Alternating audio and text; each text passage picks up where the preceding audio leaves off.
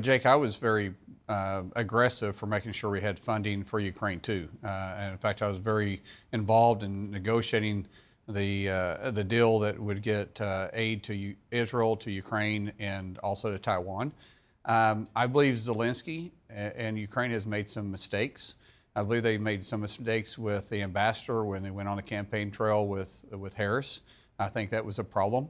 And now when the president, Zelensky, has been, I would say, less than grateful to President Trump and to the United States for their help in the last few meetings that he's had, it has been difficult for the support to still stay there. I completely still stand with our decisions earlier to stand with Ukraine. I do not want to see Ukraine fail. The president doesn't want to see Ukraine fail. But at the same time, Zelensky has failed to call for elections and actually criticized us for even saying that when we held elections in time of war, all the way in the Civil War and in World War II. Well, we've never faced the kind of attack that at home, other than Pearl Harbor. I take that back. In the Civil War, we did. Civil War was pretty divisive at the time, and we had an election right in the middle of the Civil War. So, yeah, it was. I think that was pretty dangerous time for the United States. Well, there is a constitutional provision that allows him to suspend elections, and Zelensky's chief political opponent supports the idea of suspending it right now because they're in a fight for their lives. But beyond that, there is the issue of who started the war, I take what you're saying, and certainly President Zelensky is not above criticism, and I get all of that, and J.D. Vance, Vice President Vance, saying that he shouldn't have criticized President Trump openly, talking about the disinformation circle. I understand that. But I guess the question is, there are bigger issues here in terms of who is a good guy and who is a bad guy. Not to be too simplistic about it, Nikki Haley, former UN ambassador under President Trump, sees Trump calling Zelensky a dictator and saying Zelensky and Biden started the war, not Putin. And she said, quote, the classic Russian talking points, exactly what Putin wants. I mean, do you disagree? I completely disagree with her. What President Trump was referring to is if he would have been in office, they would have never taken place. Zelensky knew, and we in the United States was warning him, and even President Trump had warned him before, that this attack by Russia was likely to happen. They had been immersing troops and equipment and on the border of Crimea for some time.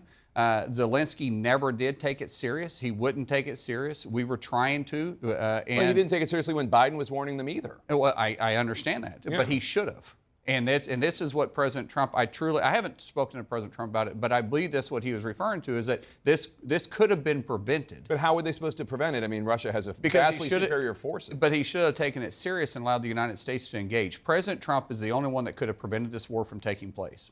And President Trump now is cleaning up the mess that Biden left behind. And President Trump will get it done. He will negotiate an end to this war. He wants to see the war ended, regardless of how that takes place. He wants to see a win for Ukraine and a win for Russia at the same time because there's a lose-lose going on for both countries right now.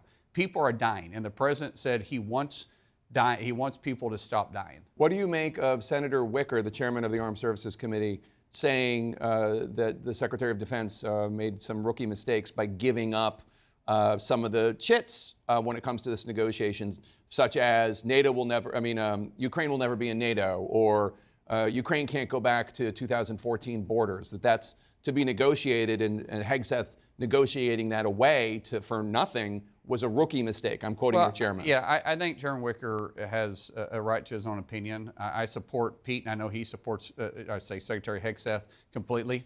Oh, sure, what of course. What he's referring to at that point, I'll just have to let what Senator Wicker says for stand on its own. So I want to ask you about Kash Patel's list, made up of basically critics. I wouldn't call that an enemies list. That's what the media likes to call it. What he was doing is exposing what he felt like was truth, and I don't think he was far off base. He's also the one that exposed the hypocrisy coming out of the FBI and exposed what Director Wray was doing, and by weaponizing the FBI to go after political enemies. You've got to remember, this is the same FBI that was going after Catholic churches, think that they could be a domestic terrorist organization. They're the same people that went after parents for going to school board meetings during COVID.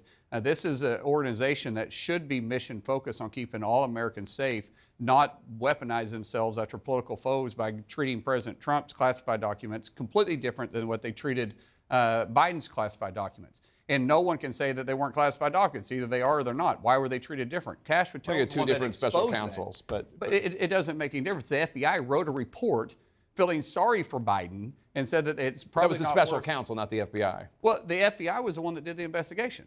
And so what I'm saying is Kash Patel is the one that exposed the hypocrisy going on there, and he's somebody that can restore the faith back in it. This is why law enforcement overwhelmingly supported him. He had 3,100 law enforcement officers, current law enforcement officers, that supported Kash Patel to be the director of FBI. Why would somebody who looks like he is eager to politicize the FBI be an answer to what you are? What do you mean politicized? He didn't politicize it. Director Wray and the Biden administration politicized it. He's wanting to restore. There's a group mission called focus. Government Gangsters and called a cabal of unelected tyrants. How is that politicizing? That wasn't an enemy's list. That was in his book, and he was exposing the decisions that they had made at the time.